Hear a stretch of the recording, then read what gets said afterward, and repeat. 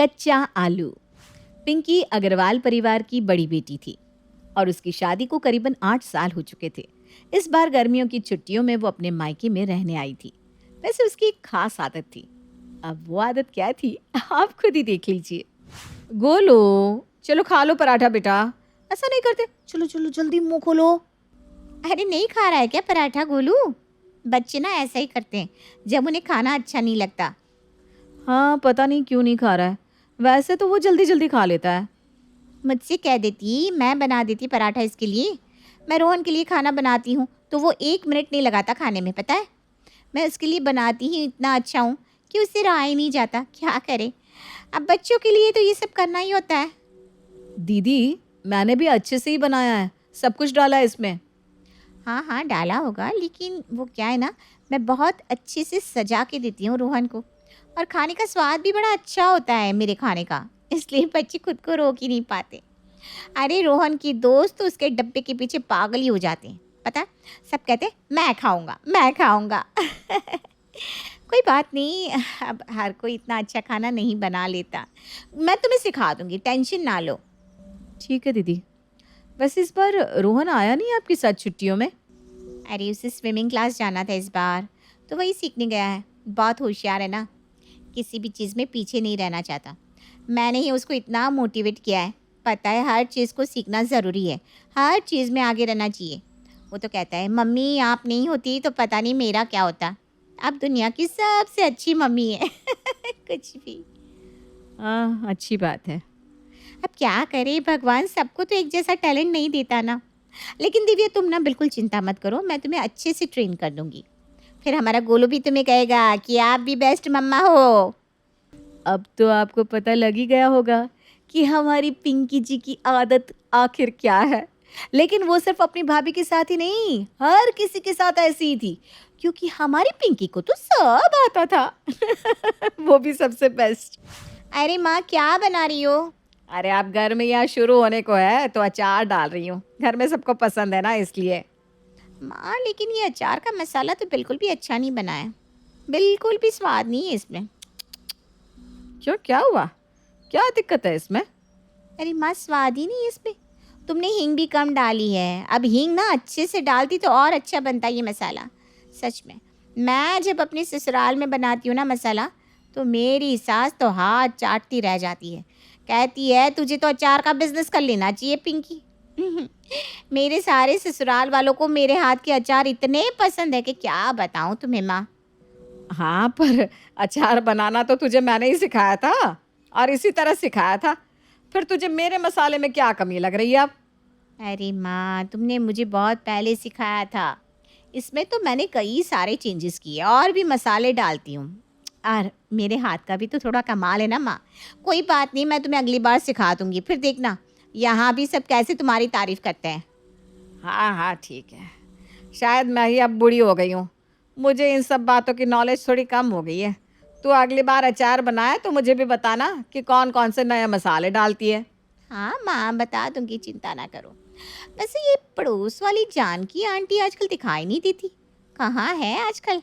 अरे उसके घुटनों में ना आजकल बहुत दर्द रहता है, इसलिए ज़्यादा छत पर चढ़ नहीं पाती, इसलिए दिखाई नहीं दे रही।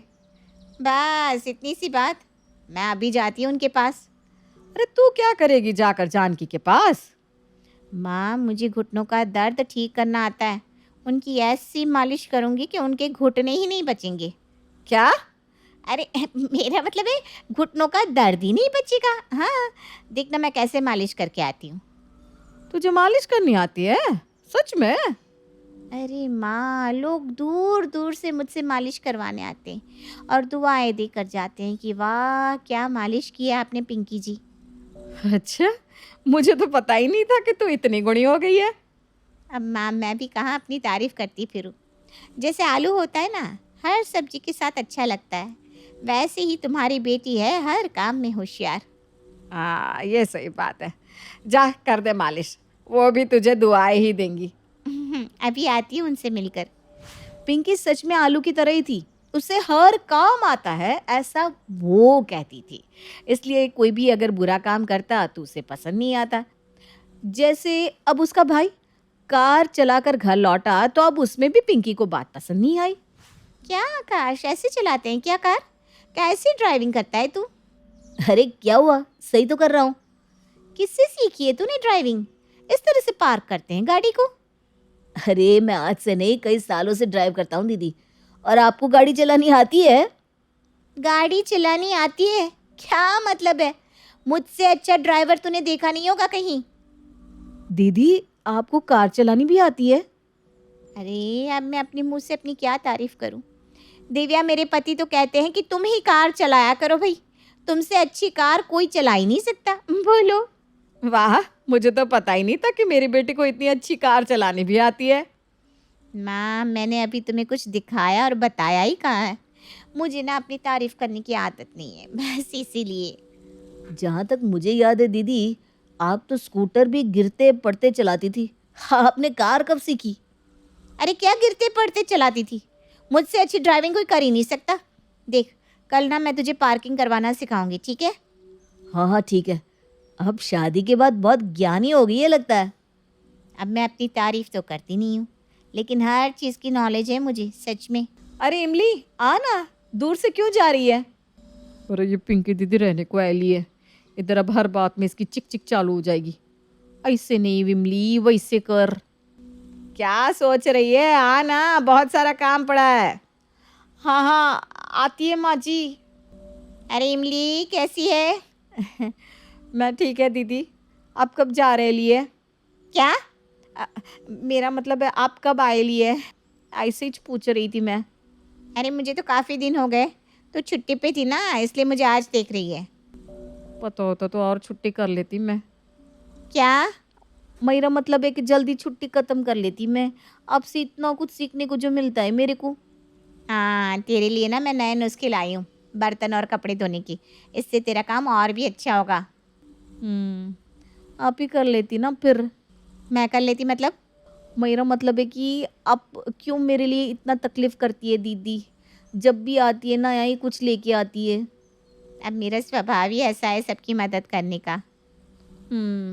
आपका तो स्वभाव ही ऐसा है। अब क्या कर सकते हैं।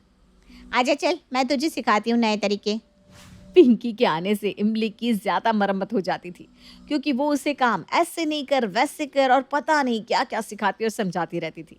वो बस इंतजार करती थी कि कब गर्मियों की छुट्टियां खत्म हो और पिंकी जी यहाँ से चली जाए।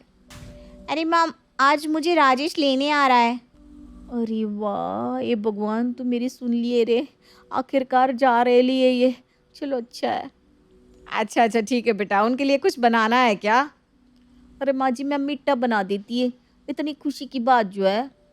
खुशी की क्या बात है? अरे जीजा जी आ रहे हैं लेना आपको लेने को। उनको भी तो आपकी कितनी याद सताती होगी।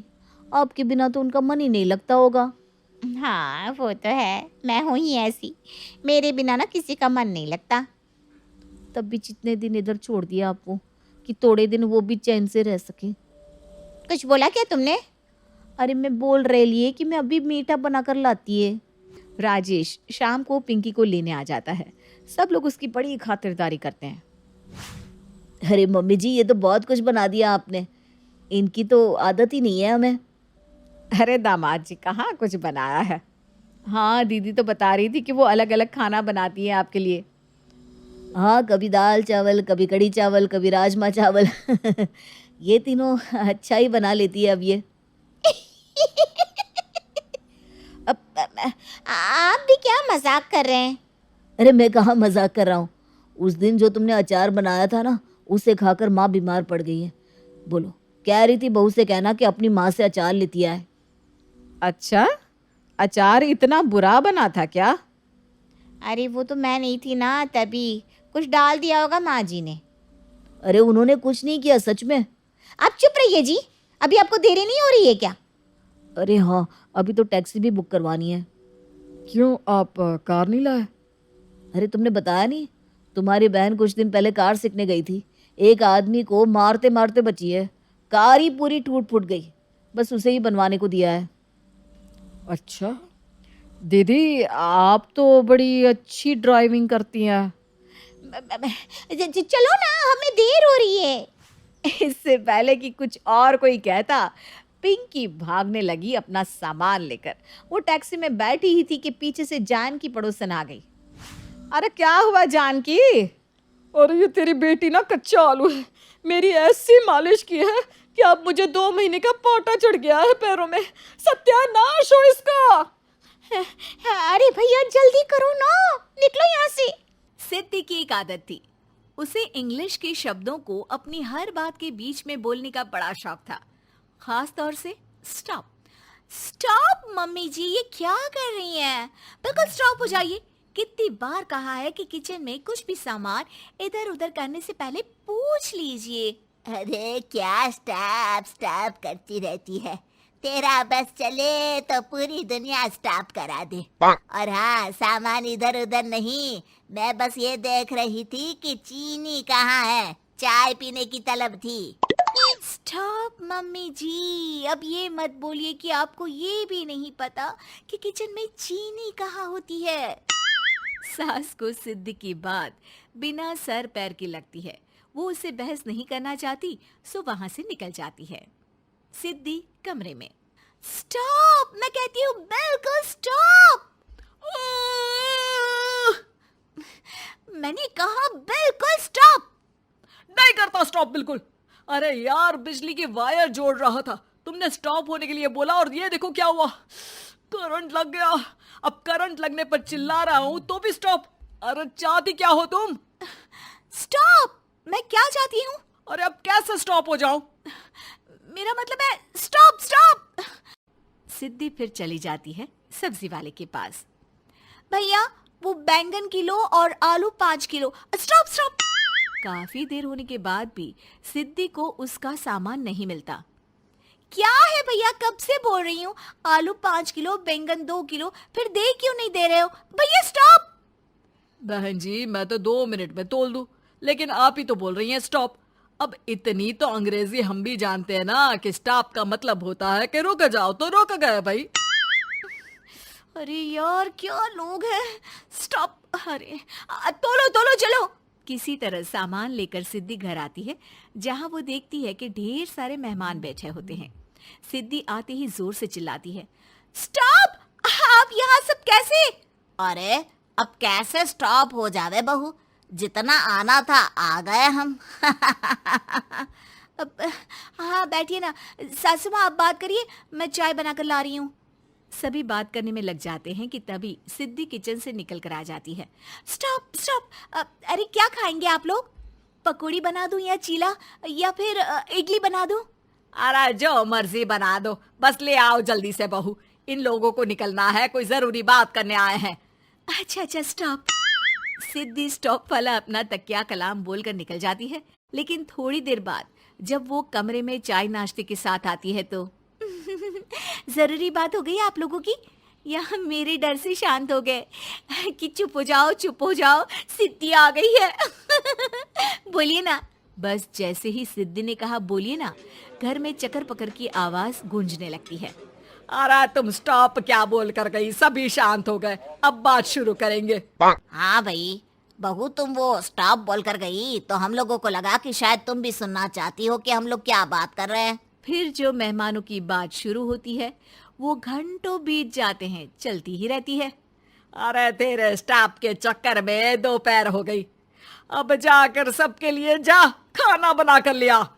तभी स्टॉप नहीं बोला होता तो अब तक बात खत्म हो चुकी होती।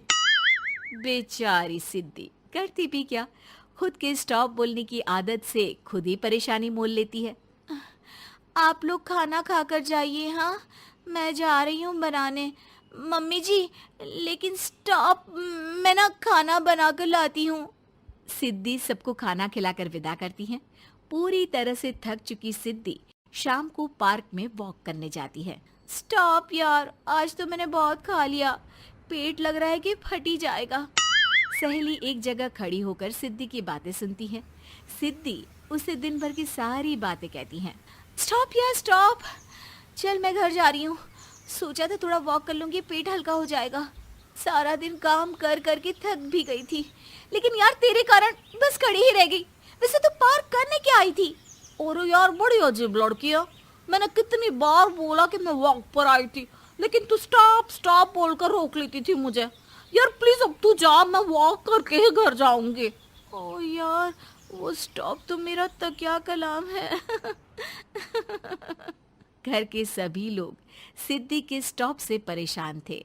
वे कभी उसके बोलने पर स्टॉप हो जाते तो मुसीबत आ जाती, कभी नहीं होते तो भी मुसीबत आ जाती। अरे मैं तो इस बहू के तकिया कलाम से परेशान हो गई हूँ।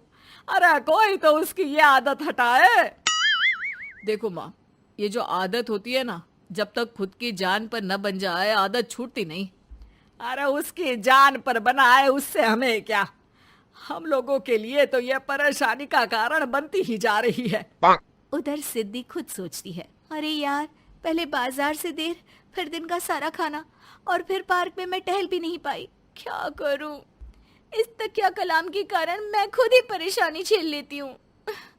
एक काम करती हूँ, आज से सोच समझ कर बोला करूंगी। बहू स्कूटी उठाती है और निकल जाती है, लेकिन जैसे ही वो बीच चौक पर पहुंचती है, स्कूटी फिसल जाती है और वो नीचे गिर जाती है।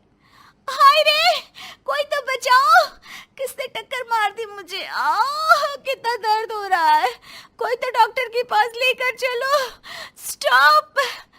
बस जैसे ही बहू स्टॉप बोलती है, सारे वहीं रुक जाते हैं। बड़ी घमंडी औरत है, एक तो हम बचा रहे हैं, ऊपर से देखो स्टॉप बोल रही है। स्टॉप, कोई नहीं है क्या इस पूरे शहर में? बहू अपने तकिया कलाम की रट लगा कर रखती है। स्टॉप, कोई है? कोई स्टॉप? लोग उसकी मदद के लिए आगे तो आते हैं, लेकिन जैसे ही उसका तकिया कलाम सुनते हैं, वहां से निकल जाते हैं। तभी कहीं से उसका पति लौट रहा था। वो बीवी को रास्ते में पड़ा देख हैरान रह जाता है। अरे तुम यहाँ, कितनी चोट लगी है तुम्हें? पति आसपास खड़े लोगों पर गुस्सा हो जाता है। आप लोगों को दिखाई नहीं दे रहा कि मेरी बीवी को चोट लगी है? कोई भी नहीं है जो उसे उठाकर बिठा सके? अरे भाई साहब, कोई क्या मदद करे इस महिला की। और इतनी घमंडी है, जब भी इन्हें उठाने की कोशिश करो स्टॉप स्टॉप बोल देती है। स्टॉप! ये क्या बोल रहे हैं आप लोग? मैं पिछले आधे घंटे से दर्द सह रही हूँ। स्टॉप! पति समझ जाता है कि मामला क्या है। वो सर पर हाथ रख लेता है, लेकिन जल्दी ही बीवी को डॉक्टर के पास ले जाता है। ओह, इन्हें तो बहुत ज्यादा चोट लगी है। आप लोगों ने इन्हें लाने में कुछ ज्यादा ही देर कर दी है। रुकिए, मैं चेक करता हूँ। डॉक्टर जैसे ही बहू के पास पहुँचता है। हाँ तो मैम, कहाँ चोट लगी है आपको? यहाँ? स्टॉप! डॉक्टर देखते देखते अचानक रुक जाता है। अब भी स्टॉप? अरे नहीं नहीं डॉक्टर साहब, अब तो सपने में भी स्टॉप नहीं बोलूंगी।